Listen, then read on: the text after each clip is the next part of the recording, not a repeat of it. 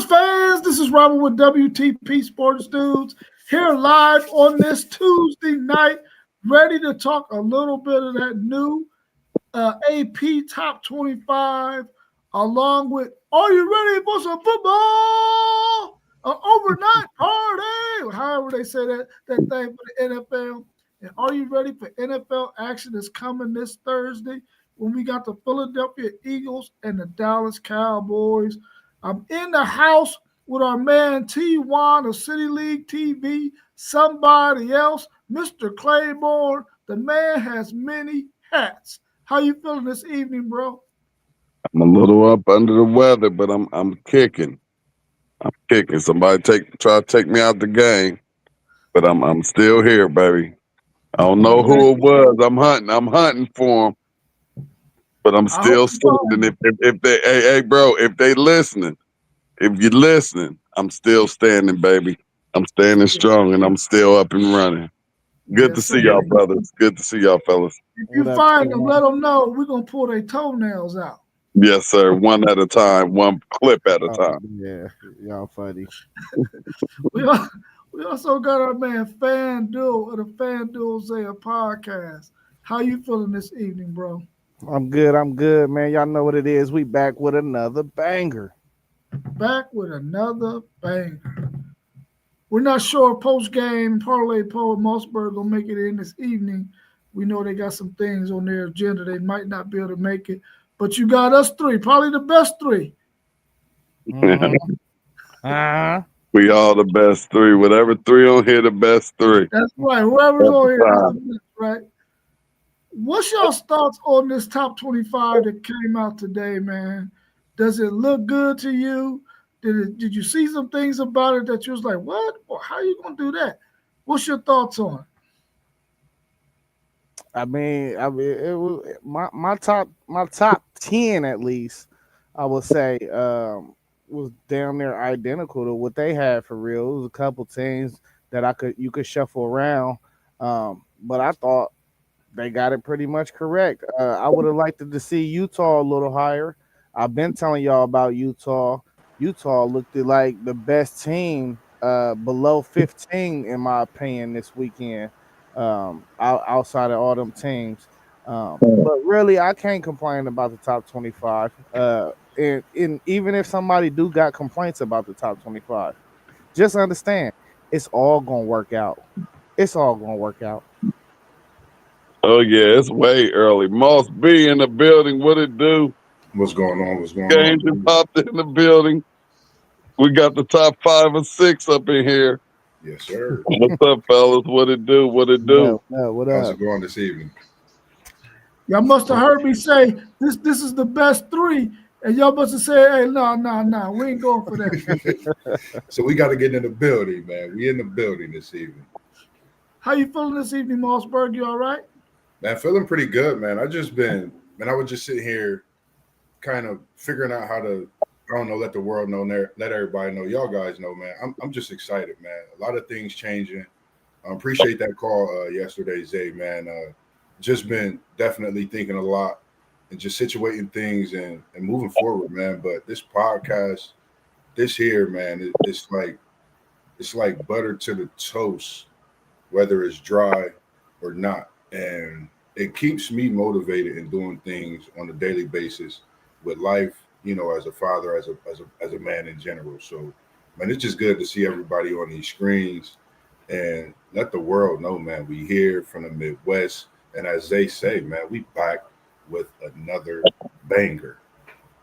Hey, I gotta add the sound to the stream. You know what I mean? Yeah, it's gonna come, man. It's gonna come. We also got our man Post Game of the Post Game 86 podcast. Me and him are the only two on here whose team did not win this weekend, but we still good. How you feeling this evening, bro? Yeah, what's up, y'all? I feel wonderful. I got to rewatch the game. I seen some things that can encourage me as an Irish fan, so I'm ready to roll. I gotta give a shout out to Mossberg. I didn't get a chance to over the weekend, man. You know, all summer long we laughed at you, and we didn't see a path to victory for Florida State over Bama. But your team got it done, and congratulations to you, man. Appreciate it, man. Respect. I'm gonna go ahead and pick up where we left off at. We talking about this top 10, fellas, and I think it's cool. And like they said, it's we all know it's way early in the game. It's gonna level itself off. But one that was just real surprising to me was Joe Klatt. His top 10.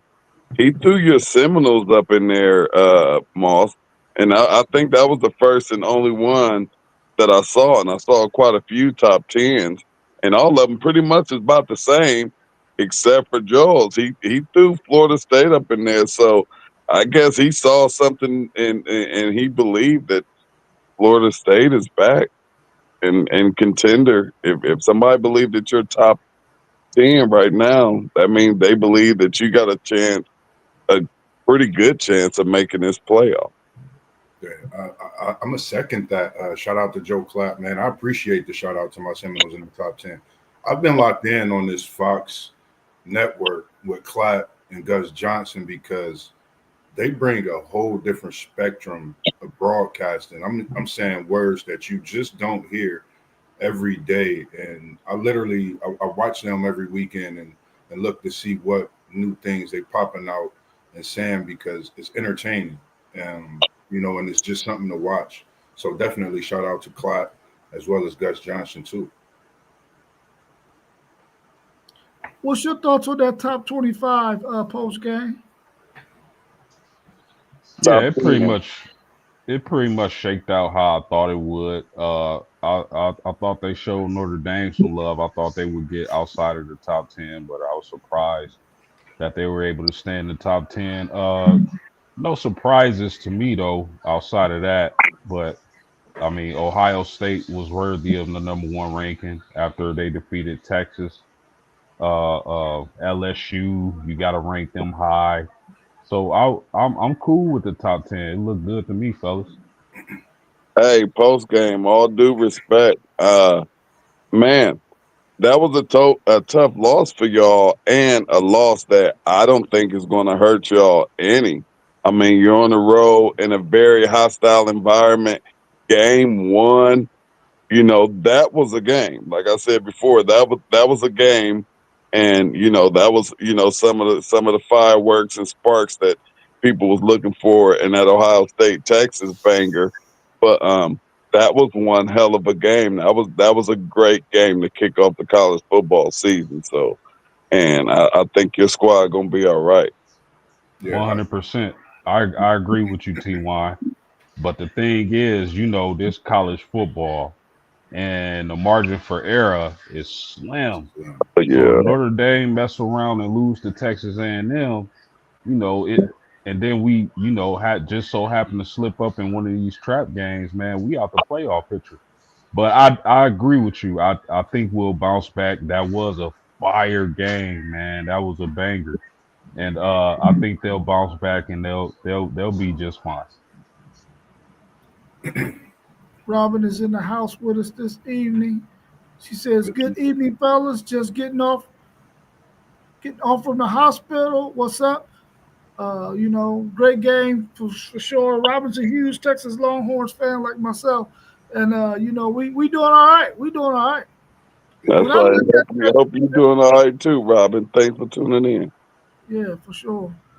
I looked at that top 10 part of the top 25, and when I looked at it, I said, well, Clemson was at home, only scored 10 points to a very good LSU team, and they're at 8.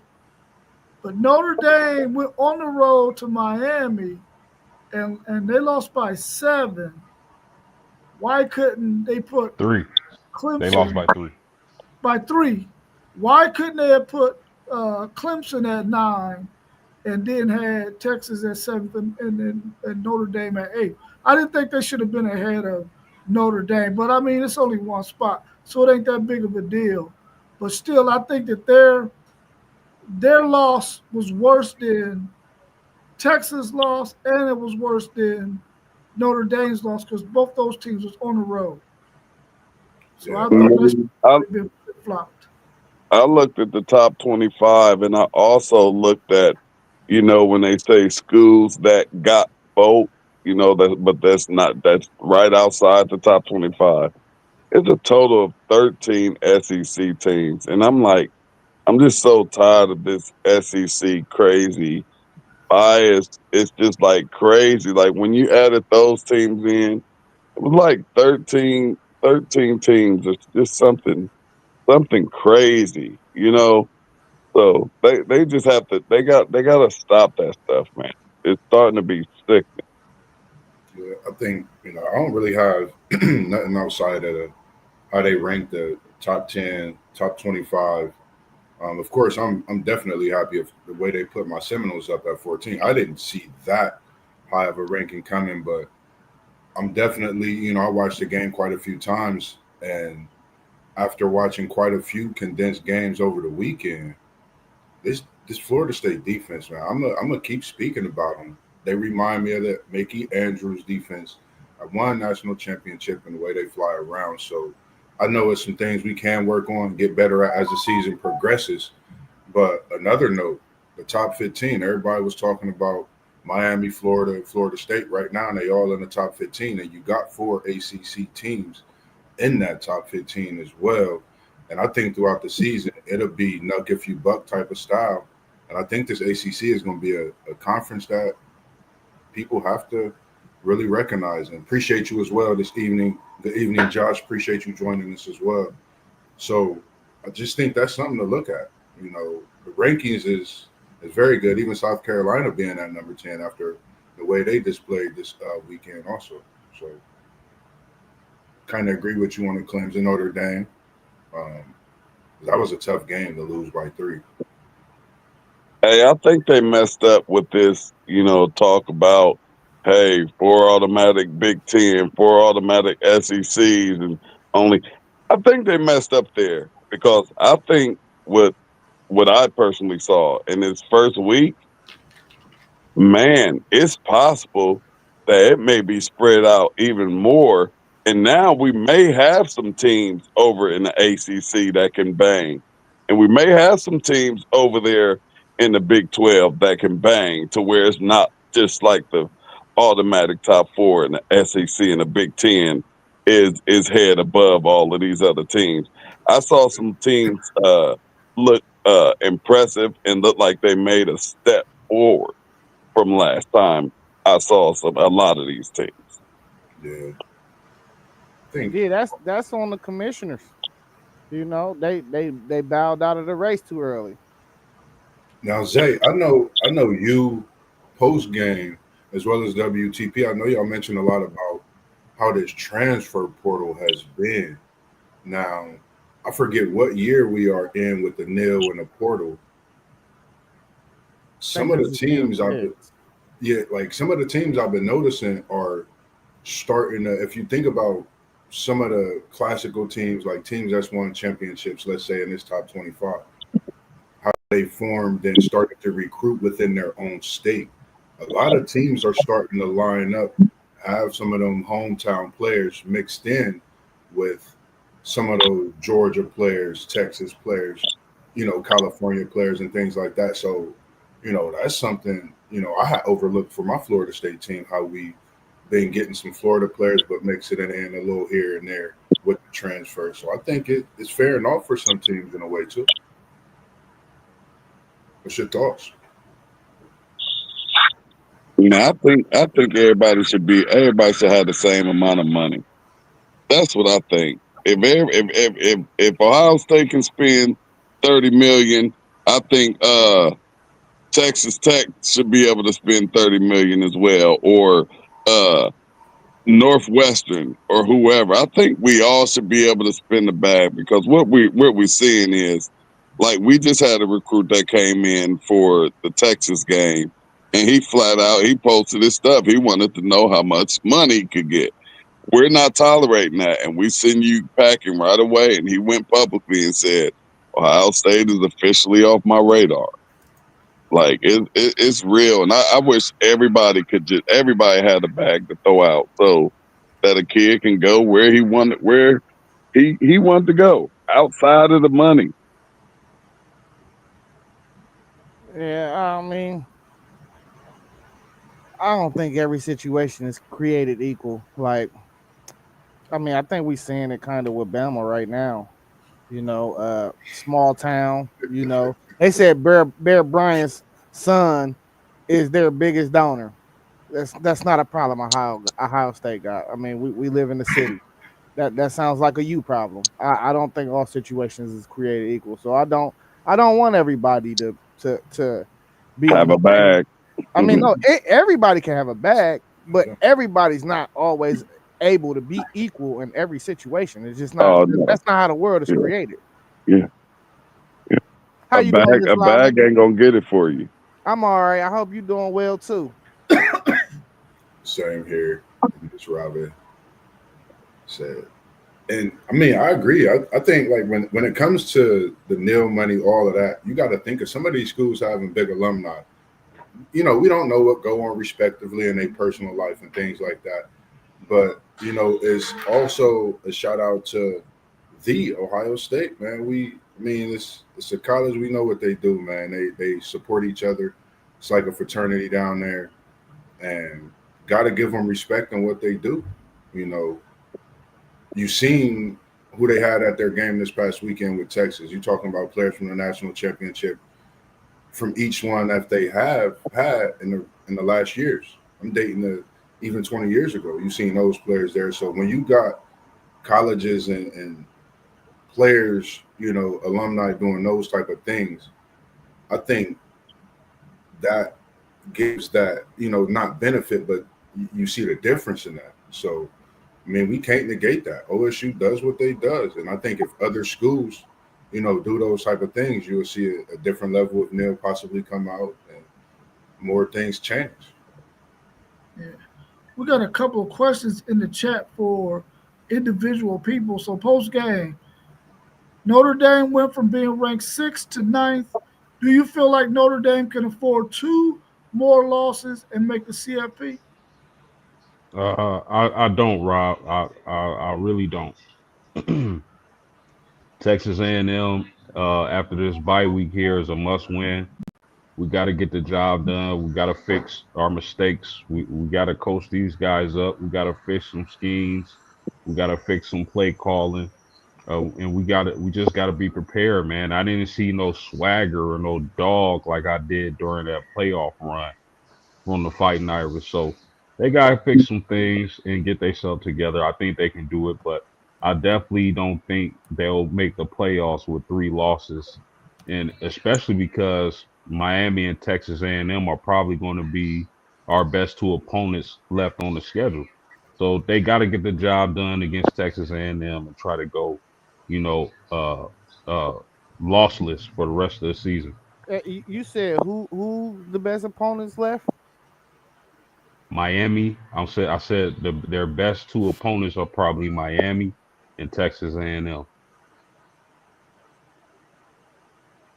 Don't they play USC? I oh you know what, T1? Now that I think about it, I don't know what USC is going to be yet, man. Yeah, me either. Me either. But They guess gonna what, be post game? I'm gonna have to disagree with you. I truly believe if a 3-loss team is going to make the playoffs, and probably almost ever, if a 3-loss team is going to make it, it's most likely going to be Notre Dame. I just Uh, don't see the strength in their schedule this year. yeah. I don't see it. Yeah. no, yeah, not for 3 losses. For 3 losses, I don't think Notre Dame makes the playoffs. They I think got they to got beat more. Texas. Can you give me their schedule? Because I think they have way more than 2 more hard games on their schedule. I I mean, mean, they, I wasn't saying like it's gonna be easy, but to yeah, make your case for the committee, you gotta at least get out of Miami and Texas A&M. You gotta get one of those games.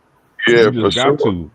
For sure. I mean, outside of USC, what do we believe in Syracuse? Do we believe in Boise State, NC State? I don't think so, fellas. So this Texas A&M game is crucial, and then we'll see what USC is talking about come November. We also yeah. I I don't know if y'all seen Texas A&M, but I'm having a hard time to believe in them too, though.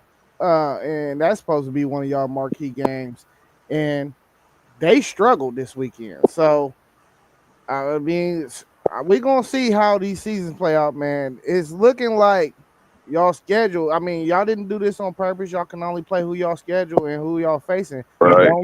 It don't look like a weak schedule beforehand, before the fact, but this is turning out to look, actually, after seeing all these teams this weekend, that it could possibly be a bad schedule.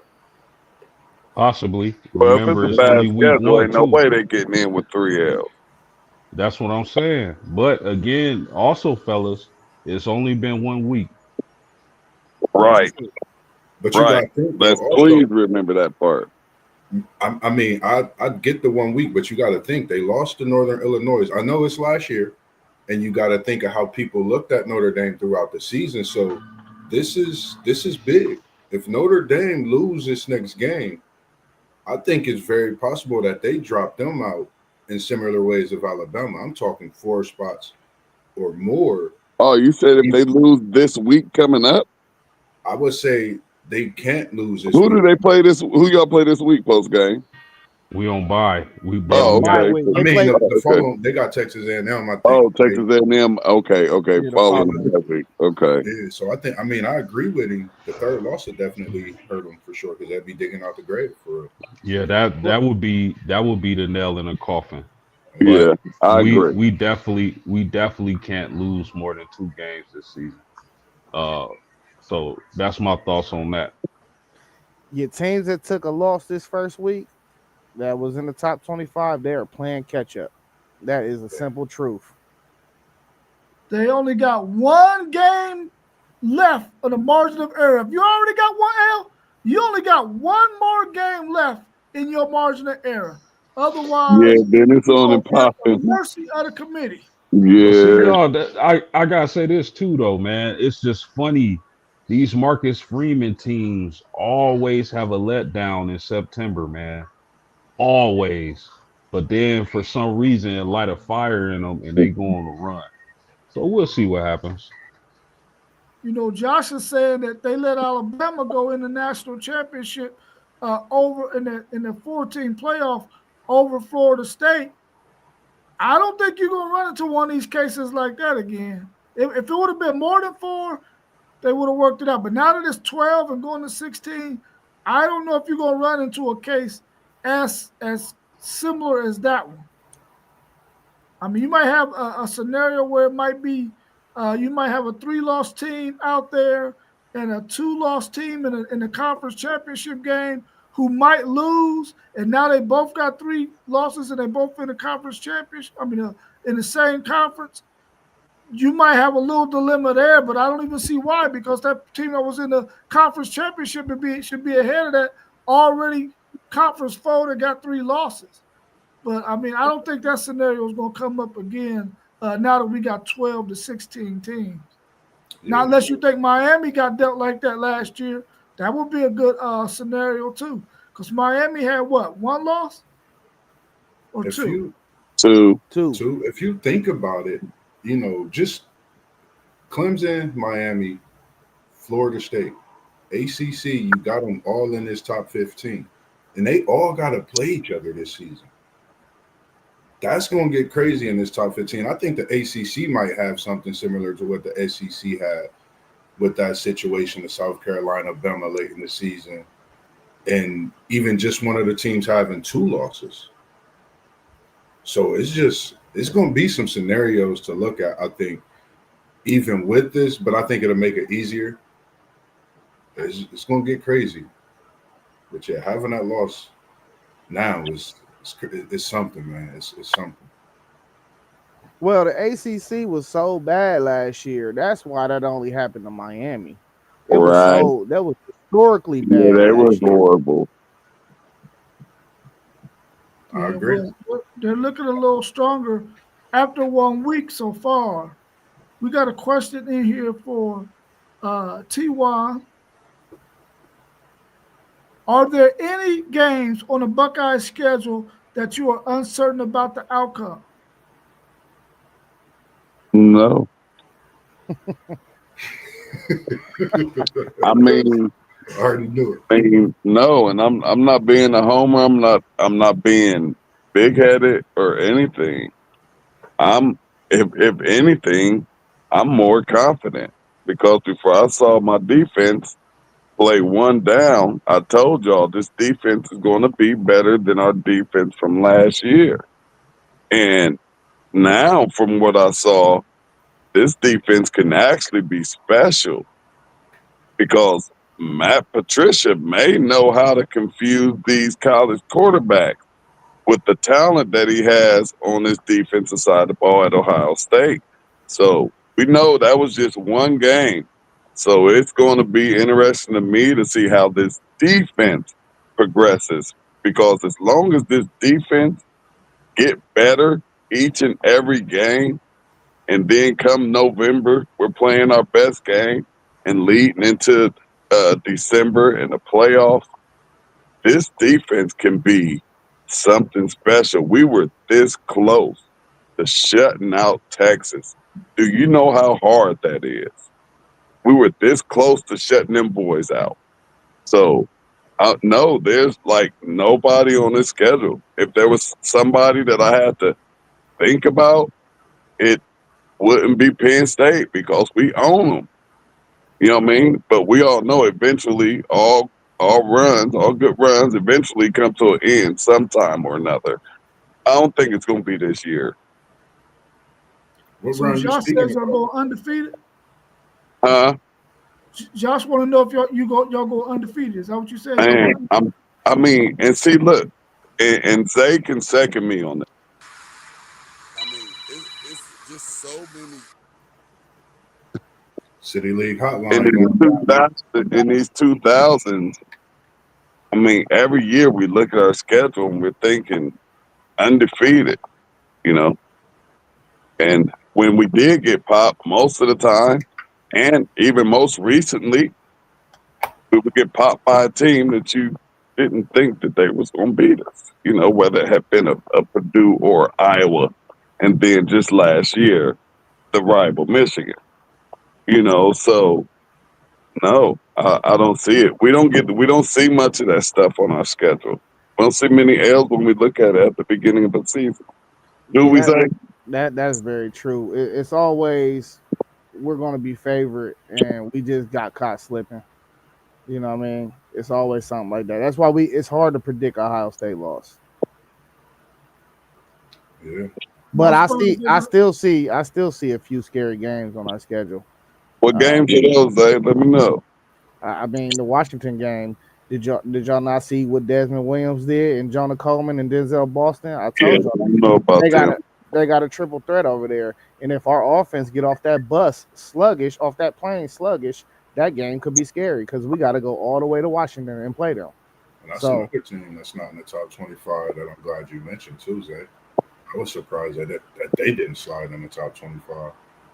Well, they got more stuff to prove over there. You know, they had a bad year last year, but you see they got talent on that offense, all through that offense. So they don't have a Big Ten defense yet. That's the thing. But you never know. If your guys do not show up and play against them, they going to clip somebody because they can put up points with anybody.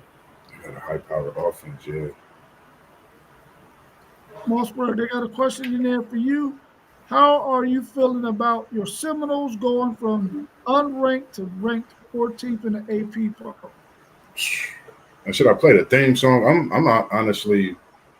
I'm not gonna say overly excited. I'm grateful for the ranking because I think that goes to show what we've done in the off season, man. I think every video I watched, it was helmets, it was sweat.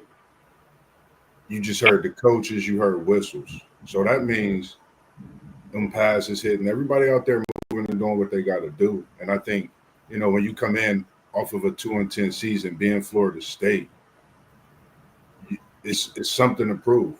You know, everything is on the line. And I think we just showed and not only put the world on notice, but let everybody know this is something you got to get used to in Florida State. And a lot of these players that you're seeing are going to be there for a few years outside of what we losing coming year, but I'm very satisfied. I think we still have more to prove.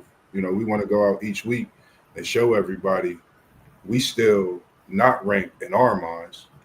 We not even thinking of that 14. We gotta go this year. The ACC championship and more. That's our goal coming in off that 2-10 tumultuous season. So I'm definitely happy, but not satisfied. And I think you all understand what I mean when I say that. Man, tell the people the truth, man. Tell the people the truth. And I'm being honest, man. Like I'm definitely excited. Don't get me wrong, but you got to think everybody going, why is Florida State jumped that high and Clapp got us in the 10? You know, he's the only one that put us there, but we still got to prove week in, week out. Now I feel we got a target on our back, not only because we Florida State, but what are we going to do week in, week out since we just did what we did to Alabama, even though we had that crowd was unbelievable, man. I haven't seen our crowd that hyped in a few years. I will say that. Like, that crowd was different. So, man, I'm just looking forward to this Saturday, moving forward throughout. Hey, man, listen, when we get off a string, Moss going to roll him a fat one. He going to put on his robe. He going to turn on his disco ball. He going to play that theme music, man. He going to play that Florida State theme music. So I got to get it going right now. You got to tell the people the truth, man. I was trying to keep it off the string, but, you know, I'm just trying to be humble about it as well, because I think it's just unfinished business. It's a bounce back, and when you Florida State, 1 week is not enough.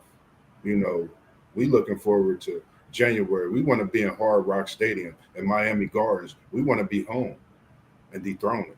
That's what we're looking to do this year. I'm gonna just be all honest, and I'm in for it.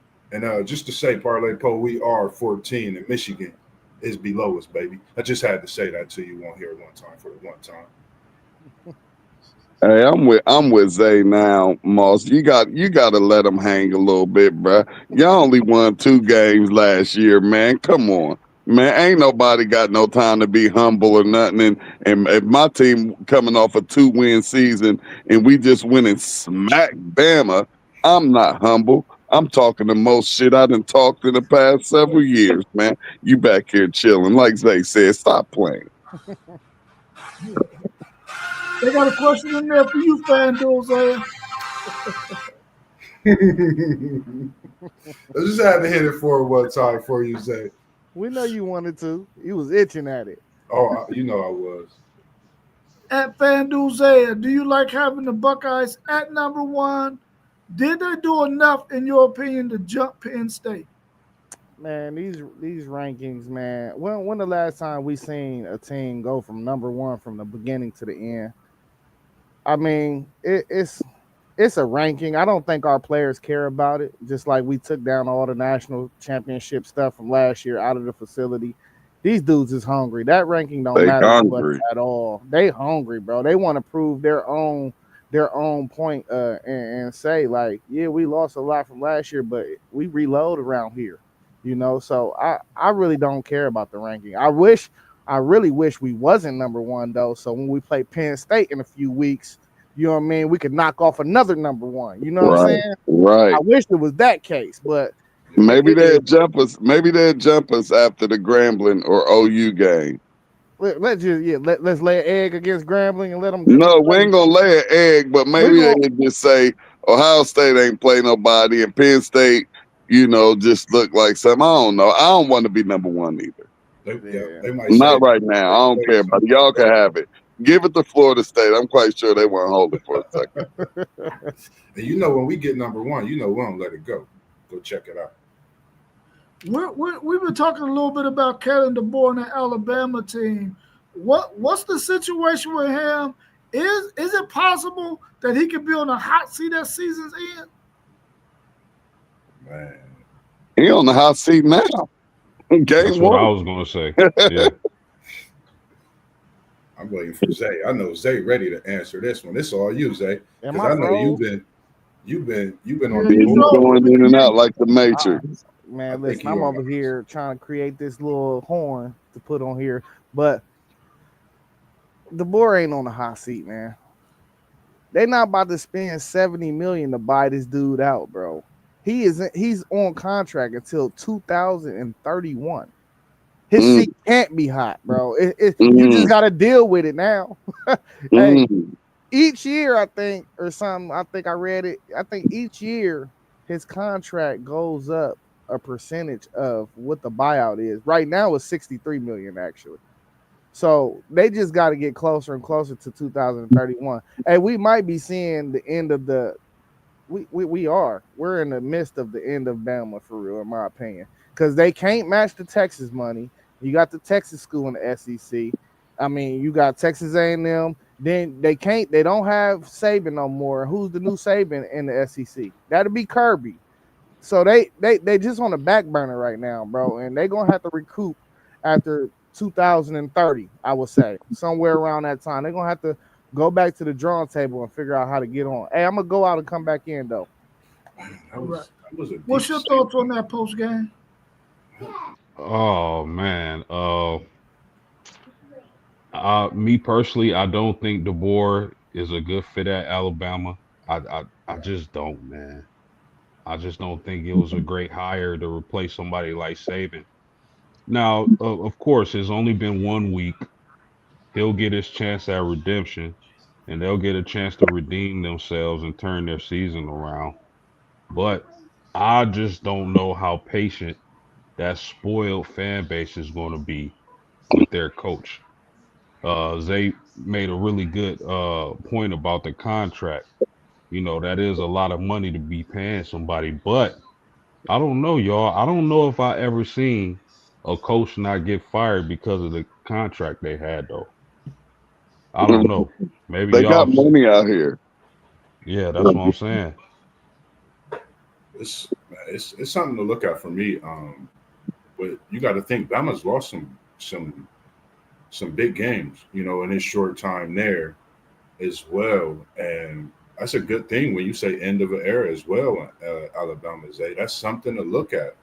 And for me, my thoughts is this too big of a conference overall for DeBoer? Is it moving up too fast, or do we need to find another team before moving into a prime position like this? Bama is no joke. You cannot have these type of seasons in Alabama.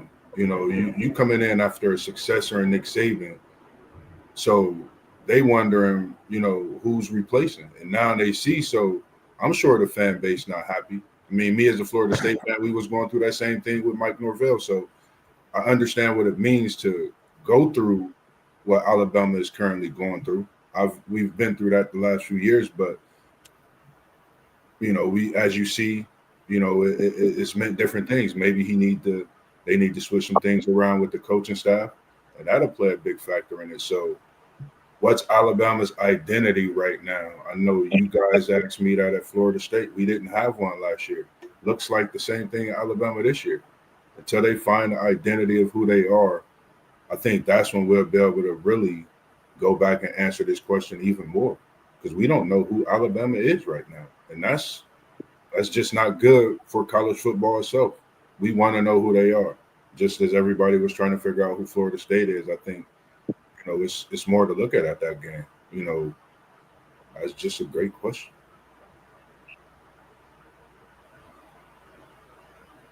Hey, You want to take a stab at that, Ty? Nah, I'm good. I said mine. Cam Newton said something real interesting. I think he was on ESPN earlier or something. He said he don't understand why SEC teams hire guys that's not SEC coaches. And I think that could be a real thing. You don't understand SEC football. Why are you bringing somebody that came from the Pac-12, which is more of a conference like the Big 12, more than anything, and you throwing him in the middle of the SEC and thinking he gonna do something? He don't understand the dynamics and the demographics. You can't come out there. Hey, and this is another thing. Did Florida State? I don't think we ever seen this. Florida State looked it bigger than Bama.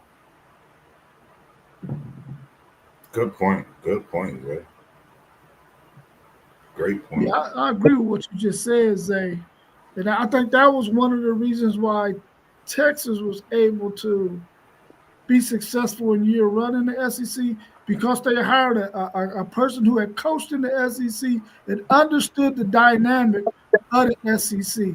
I know earlier in our chat we were talking about the success Kalen DeBoer had in other places, but the difference in that SEC and that Pac-12 is probably going to take you some time. But I think the reality might be, and I think Nick Saban probably seen the writing on the wall, we're not going to be able to match dollar for dollar with some of these dudes. I need to get out the game because otherwise my legacy might mess around and get a little blemish on it because people are going to be running through me because I ain't got that kind of money. And he don't have a mindset where he's going to let players dictate no money figure to him at all. So I think Kellen DeBoer is in a bad spot. I'm glad that when the job was offered to Steve Sarkisian, he turned it down. Because who the hell wants to follow the GOAT? Right. He got more resources at Texas anyway. Yeah. That's true too. That's true too. Any other questions? I don't think Bama really even cares much about national championships at this point. Right now, they're the most winningest national championship team in recent college football history. So I think probably their big wigs up at the top, they probably like cool with being mediocre. No, bro. That Alabama animal is something different. It's just like Ohio State. Well, that mean they're gonna pay. That mean they're gonna pay like they waiting, and that coach gonna get up out of there. He's on the hot seat right now, and they don't care if they gotta pay $60 million to get him up out of here. If they gonna do what they, if you saying that, they gonna do what they gotta do to get their man up in there, and he's on the hot seat. If he don't get it done this year, and he looked like he looked last year, and you're not at a place where you can say, let me wait to get my players in here. You got the best players in all of the country got left in here for you. Yeah, but the thing is too that we not taking into thought is if you fire DeBoer, who else is there out there to hire right now? Exactly. Like somebody. You might as well wait this process out a little bit because it ain't even no coach that I can identify right now and be like he will win at Bama. Nope. Prime. Nope. I don't even think Prime can do that. You don't think Prime could win at Bama? Nope. Man, you're crazy. The reality is this. Prime just missing the players. Bama got that money to get them players. Yeah, but what offensive and what defensive coordinator is going to leave wherever they are to come and coach with Deion Sanders? If that was the case, he could get somebody to come and coach with him over there where he at in Colorado. Man, Coach Park got a Hall of Fame coaching staff over there. He got a Hall of Fame NFL player coaching staff. Together. If them dudes ain't been coaching that long to have man, they know the game. They know the game. Hey, listen, I made it short. I made it short about Prime, and it's actually doing crazy numbers. Y'all should go check that short out that I dropped. It was an instant reaction about some of Prime's X's and O's, but nevertheless, Prime make his own coaching mistakes right now. Where is the best coaches at? They're in the SEC and in the Big Ten. I don't think Prime is on that level yet, bro. I know we love him. No, he's not. But we have to be honest about Prime. We see him making mistakes all the time. Is Prime the offensive coordinator? He hired the offensive coordinator. Okay, so I'm just saying. I look at Prime as a quarterback, as a head coach. I look at Prime as someone who can get the players in position. And Colorado is pretty much, rolled out the red carpet and told him, hey, I don't know exactly how much money they say he has, but, it looked like they got at least a little bit of money to be able to try to compete. But I just feel like he is just the type of person that is a leader that can put the players and the coaches in a position. That's why I say what I say. Do I think he's one of the top head coaches out here? No, absolutely not. but I think he may be one of the top leaders out here when you're talking about college and being someone who you want to guide your young son through his years into adulthood. I Hey, don't think there's a better one out here. I'm sorry. I lied. There's one dude I could see taking over Bama. I lied. It's one dude, and that got to be Lane. You said who is that? Lane Kiffin. Lane, Lane Kiffin is the only guy I could possibly see taking the Bama job and actually getting them back to somewhat what they was a few years back. That depends. And he's an Ole Miss, right? Yeah. Ooh, interesting. but Interesting. is it the coach or is it the players? I think, for me at Alabama, I didn't see like I really don't know how to explain it because you're talking about a great program, historical program. Nothing has been wrong with this program really until we recently witnessed and talked about, which is crazy, in my opinion. And when you talk about teams that's made adjustments in their staff, like Ohio State, we was trying to see a lot of people didn't know what they was going to do, but we figured that making these decisions, now we see Sherman with this defense. So I don't know. Definitely something to look at. Hey, T1 said, is it the coach or is it the players? T1, just use your own metric. It's the program. It's a mentality. The whole mentality left with Nick Saban, bro. Like that. I'm gonna have to agree with you on that one. I like that one. I don't have a comeback for you right there, bro. Yeah, I like that. Great I point. wonder, are they going to be able to hold on? Because they got a really good recruiting class right now. Are they going to be able to hold on to those guys when December roll around? As long as the money right, they ain't going nowhere. These kids are loyal to the bag now, so the only way they leave is if somebody offer more money. They're loyal to the bag and they're letting it be known. Not every player, though, bro. Not every player. Yeah, not every player going for the bag, but as you can see, most of these players are going for the bag. And as I would be doing too. I want to know who's going to give me the most money. I might not make it to the NFL. Let me know where the bag is. I don't need a Big Ten.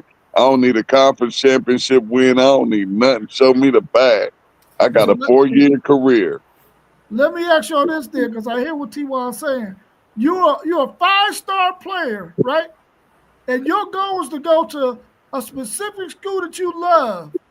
Will somebody be able to talk you out of going to that school for a couple of extra $1,000?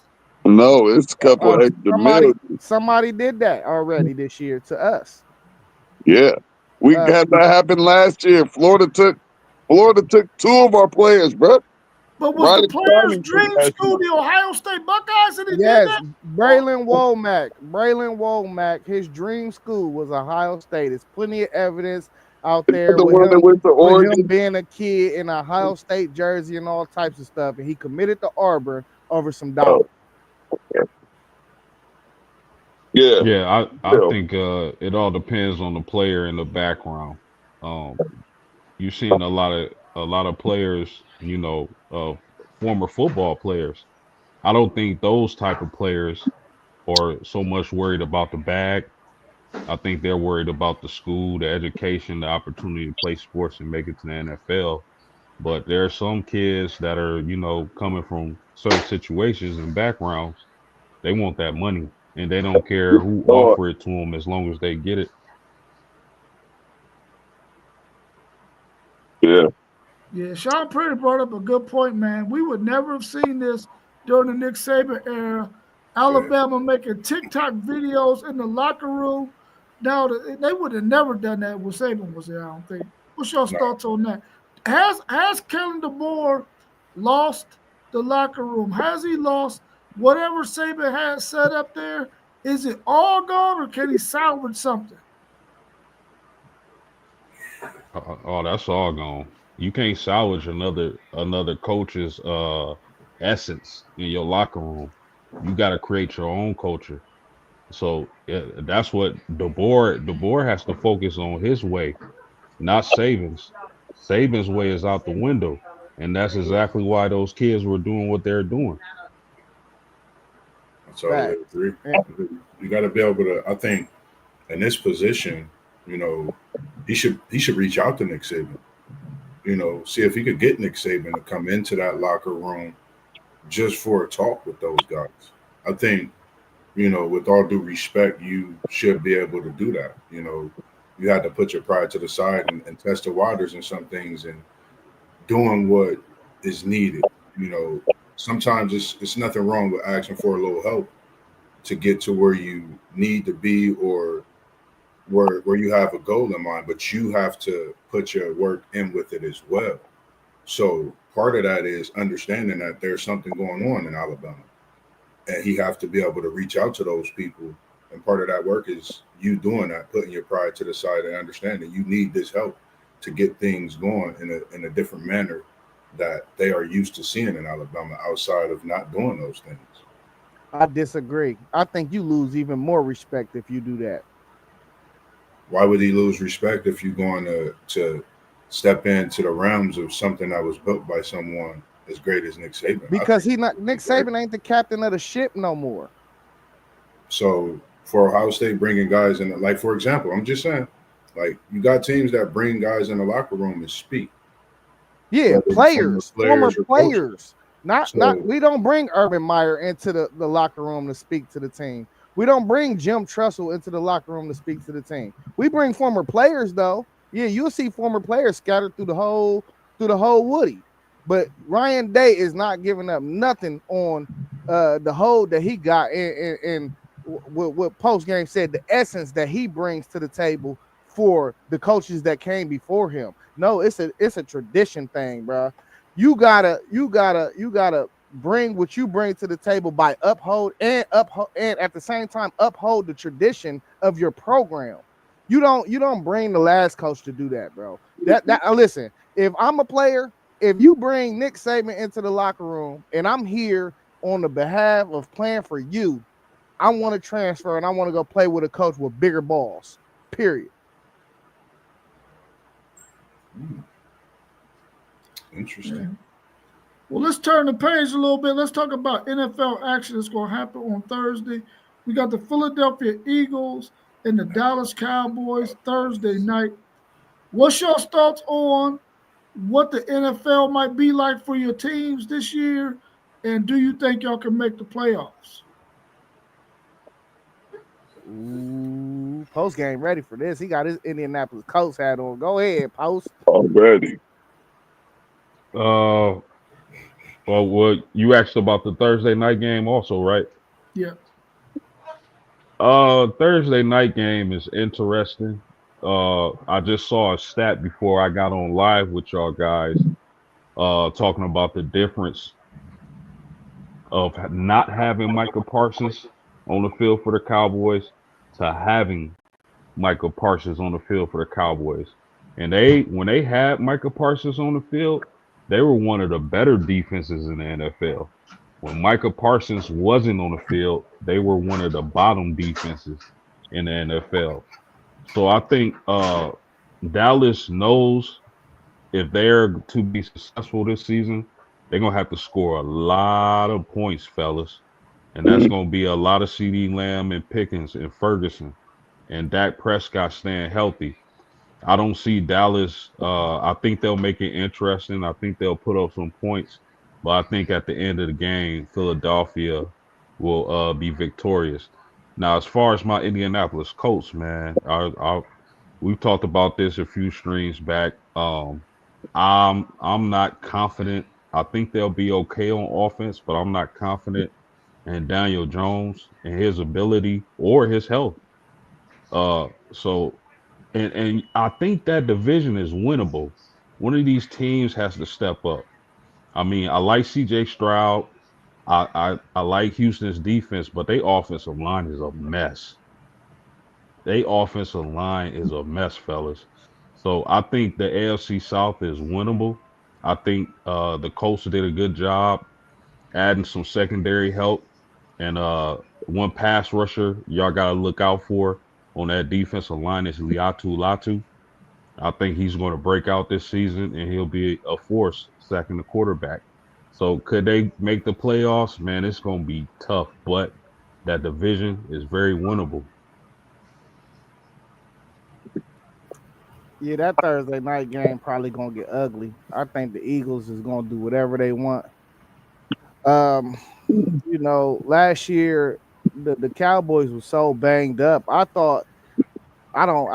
just don't understand the Micah Parsons thing because I thought they were building their team exactly how the Cincinnati Bengals built their team, where they're gonna have a high-powered offense. They're gonna try to get a lead in the game, and then they're gonna cut Micah Parsons loose on you. Moving him now is just like post game already said. It's a totally different defense now. So I mean, I really don't get the plan. That's why I'm going to take the Eagles. I think the Eagles is going to be able to run at them. But as far as my division, we winning that thing again. I mean, I keep on hearing y'all talk about the Falcons. You know what I mean? I just don't see nobody really messing with. We always struggle with the Saints for some reason. I don't expect that this year. We don't know who they trotting out. I don't care who they really trot out. I don't believe in no quarterback at the Saints this year. The Panthers is going to be bottom of the barrel. Y'all like to say I got the worst division in football, and I ring that true a little bit. But as we get healthy, it's going to get scarier and scarier. I mean, we without Tristan Wirfs the beginning of the season. Which is going to be a blow, but I think we'll be able to manage just with all the experience we got on the rest of our line. And I'll be Ibuka, Chris Godwin, Mike Evans. I mean, I say the less. McMillan. We got probably the best receiving corps in the NFL. So I'm really comfortable with my team and what we're going to do. I think we're going to make the playoffs again. They feeling great. Hey, I'm a buck through. You feel me, T1? Hey, I'm a buck through and through. Yeah, I got to go get me a Ibuka jersey. He wearing that number 2, just like he did at Ohio State too. Yeah. You know what I'm saying? You better be glad you wasn't born in the 70s and the 80s. Hey, listen. They was doormats back then, bro. They was doormats. You're damn right. I think. Hey, I was born in 94. You feel me? Talk to me now. I think me and T.Y. feeling the same way about our team, man. I think that offensive trio, everybody know we've got coming back offensively. I think what's going, get swept under the rug is the fact that we've had a whole offseason for this defense to get right and go against 2 of the top receivers in the NFL, along with one of the top quarterbacks, if not the top quarterback, in my opinion, in the NFL, along with 1 and 1A. You know how I'm gonna come about my guys Chase and Higgins, and I think a lot of people gonna get welcome to Chase Brown a lot more this year. One of the slept-on running backs last year. Without Chase Brown, our offense is stalled out to a passing game, and with the injury that happened to Zach Moss, I mean, he's just been a great back, and I think coming into this year, I'm gonna give him 1,100 rushing yards. I'm gonna say that now and put that in a mark. He's that type of back that could go over 1,000, and I'm gonna give him 1,100 this year. But I think our defense is going to be something that has to step up, even if they play half as good. But I think this year you'll see a totally better Cincinnati defense than performed last year, going against, like I said, that offense in practice. You have no choice but to get better. Hey, Mark, one thing about Al Golden, baby, he gonna send 8 blitzes. He gonna send all 8 and only leave 3 in coverage. I promise you that. Cam Taylor-Britt, he's gonna be a shutdown corner this year as well. I think he could definitely be a shutdown corner this year. The way he played last year, a couple penalties, but I think this offseason having that work against Higgins and Chase, along with that Michigan secondary we have back there, Hill will be back for really his first start to a healthy season in Cincinnati since he's come. So I'm looking forward to that. Of course, the signing of Hendrickson, Big Stewart in the offseason, I think is about to be a different ball game in the jungle this season. Man, Moss, I'm gonna have to talk to you a little more so that I can get some of that confidence that you have for my Bengals defense. Man. Because I ain't there. They, I know that we ain't have our people out there, but what I saw in the preseason, it just disgusts me.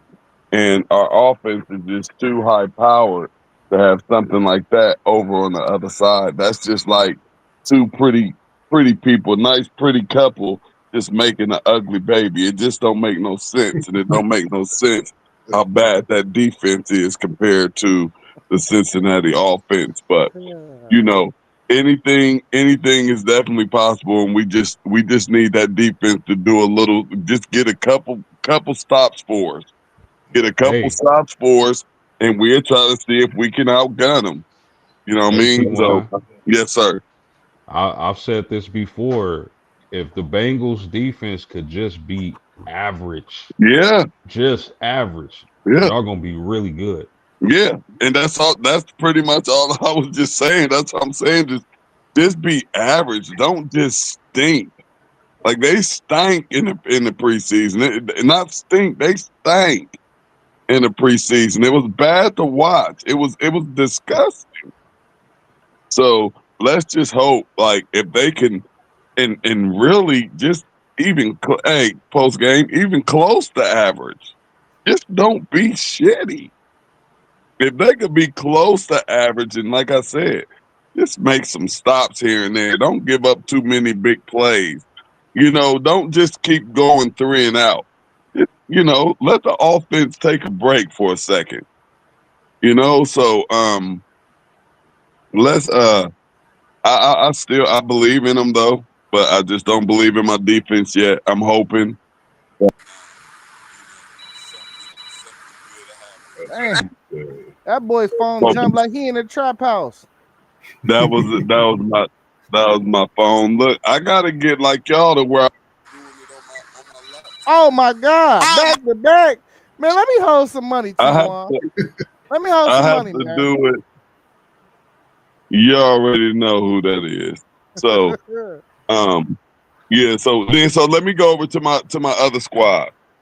I'm the only one on here with 2 squads. I have 2. Everybody know that I'm all Ohio. You really got 4 squads. You forgetting about the Steelers and the Raiders. Well, that's who I grew up. That's who I grew up loving when I was in the Terrace. Those were my teams. There was no Cincinnati or Cleveland back then. It wasn't. I was straight silver and black, and then that yellow and black. I was straight, and I was diehard. I was diehard. So the homerism hit you. Yeah, as I got older, I think once I hit that 13, once I hit that teenage age, and I discovered, that I was actually in Columbus and in Ohio, just everything just changed. You seen that Icky shuffle? I'm just a committed type of person. But if Cleveland just had a piece of a quarterback, Cleveland could be a completely different team, because we all know what that Cleveland defense can do, and Cleveland's defense is going to do their job. It's just, will that offense have enough to move the ball and do something and upset somebody? And I think it's going to be all bad. I've seen that Cleveland schedule, and I don't care who's at quarterback. I don't believe that they're going to win any of their first 4 games. They could easily start the season 2-6, but I think they're definitely starting 0-4. I wish I could say different, but and you're not starting a season like that and getting anywhere close to the playoffs, and then by that time, cats just get to playing just to get their paycheck. Man, looking at their schedule, they might start 0-6. Look, you heard me say 2 and start off 2-6, because they got a couple possibles they can get in there with the Jets in New England, but even the way New England looking like they're growing, and New England beat us last year. So, it's a tough one, but I know one thing for sure. I can't wait till Thursday. Yes, sir. That's right. What's your thoughts on your Sean Tennessee? Payton said his Steelers winning the division. Who said that? Who said that? Sean Perry said that the That Steelers winning it ain't happening. It ain't happening, P-Rock. Not with 60-year-old Aaron Rodgers. Yeah, it ain't happening. One of my He's gonna cameras be back. getting chased down. You already Right. know. Y'all might as well just say we're putting our trust in Aaron. If you say you say y'all winning the conference, you're saying that Aaron Rodgers is gonna come in here and light it up. And I think the old man ain't doing nothing but stealing money at this point. Respectively, they do got a crazy defense, man. If we could have their defense, I'd say Super Bowl right now for Cincinnati. But I mean, I think that's going to be one of the most watched divisions, our AFC North. I think 3 teams could actually get in the playoffs. I think that's how good the balance is this year on the offensive side and defense, and we know what Baltimore will bring it. And I've just been watching clips of Chris Henry and Adam Sandler. He getting a part of the movie if he get 2,000 rushing yards. So you know Baltimore going to be on one this season. So I just can't wait, man. Thursday going to start it off. Sunday, football is back. Football is back in full effect. All right. Y'all got any other questions on the docket before we wrap up? We've been going for over an hour. Anything else y'all want to talk about real quick? What's your thoughts real quick before we get out of here? You got the #1 draft pick, and you know we've seen some good things out of him. What's your thoughts about just the overall landscape moving forward with your Tennessee Titans? I don't know if y'all can get to the playoffs this year, but give us your thoughts on your Titans. Real quick, our goal is not to get the #1 pick again. That's it. That's all we want to do is not get the #1 pick again. Because if we do, that means we were shitty as hell again. Y'all want to get Arch Manning? Arch ain't coming out. Y'all want to get Arch and trade Cam? No, they wouldn't do that no way. Arch got to stay. He needs these 2 years. Man, y'all better try to get that #1 pick, man. No. I mean, it's good to get it, but at the same time, that means your team is weak. I want to be good. Man, I'd rather be good to get the #1 He said I want to be good. Y'all need to add talent, man. I feel you on that one, man. But other than that was pretty much. I know I might try to jump in and do my Cincinnati Bengals preview this week. I'll jump in the chat and see who will do that sometime this week before Sunday, even possibly before Thursday. Outside of that, man, we just appreciate everybody tuning in. SP, Miss Robin, we seen you in here, Papa Whitmore, as we call you, Pops. Everybody else that's tuned in all across the world, we greatly appreciate y'all. Make sure y'all tune in to all the channels y'all see coming across at the bottom. Like, subscribe, turn your notifications on because it's football season. We're going to be dropping shorts, videos, doing our seasonal previews for our NFL teams, respectively. If you're a fan of your team, talk to us, let us know. We could get you on and with us as well as we do our preview, or get your own opinions with your own preview show and interview as well. So we here, we want to do it, and we don't mind. We got the time. So make sure you lock in and tune in for those as well. Do y'all got a show tomorrow, FanDuel, you and Parlay Pope? I got to holler at him. Yeah, I got to holler at him. Hey, any of y'all want parts of that? I got you. What time? Let me know what time. I got you. Probably be 7 o'clock again if we go. I got you. I'll let you know. Drop it in the link. All right. And then, did you want to slide in some of them? I'll tell you about that when I send it to you in the chat for tomorrow. Cool. All right, y'all. Well, we appreciate everybody joining in with us. We're going to be out of here for the night. Thank you for joining. As always, peace.